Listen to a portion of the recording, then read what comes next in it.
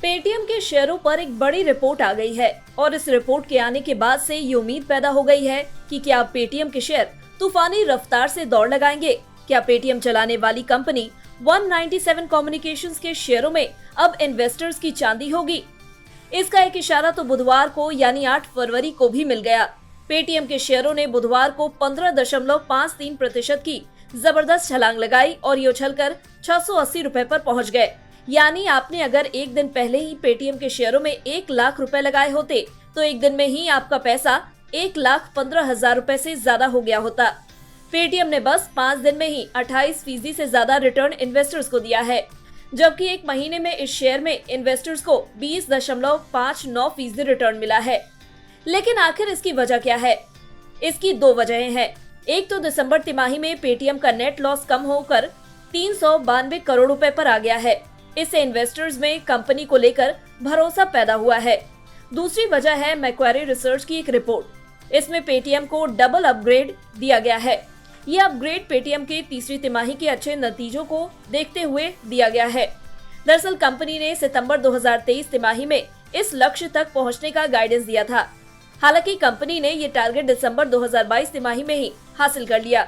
Macquarie ने Paytm को under perform से अपग्रेड करके आउट परफॉर्म कर दिया है और इसके साथ ही पेटीएम के शेयरों के लिए टारगेट को 450 रुपए से बढ़ाकर 800 रुपए कर दिया है।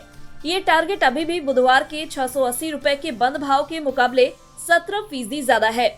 8 फरवरी के अपने नोट में मैक्वेरी ने कहा है कि सबसे बड़ा सरप्राइज डिस्ट्रीब्यूशन बिजनेस, कैशबैक और ऑपरेटिंग एक्सपेंसेस पर कंट्रोल है। रिसर्च फर्म ने यह भी कहा है कि पेटीएम अपने ओवरऑल एक्सपेंसेस और चार्जेस को भी कंट्रोल में लाने में सफल रही है। मैक्वेरी ने कहा है कि उन्हें मैनेजमेंट के प्रॉफिट हासिल करने की अप्रोच में भी बदलाव दिखाई दे रहा है। हालांकि मैक्वेरी ने कहा है कि BNPL मॉडल के नाकाम होने, कंपटीशन और रेगुलेटरी और कॉर्पोरेट गवर्नेंस जैसे मसले कंपनी के सामने जोखिम है। पिछले हफ्ते पेटीएम ने दिसंबर तिमाही यानी Q3 में 41% की रेवेन्यू ग्रोथ हासिल की है और ये रेवेन्यू 2063 करोड़ रुपए पर पहुंच गया है। साथ ही कंपनी का नेट लॉस घटकर 392 करोड़ रुपए पर पहुंच गया है। अकेले मैक्वेरी ने ही पेटीएम के लिए टारगेट नहीं बढ़ाया, बल्कि गोल्डमैन सैक्स ने पेटीएम के लिए टारगेट को 1120 रुपए से बढ़ाकर 1150 रुपए कर दिया है। JP मॉर्गन ने भी पेटीएम के रिजल्ट्स को सरप्राइज बताया है और इस शेयर पर ओवरवेट रुख को कायम रखा है।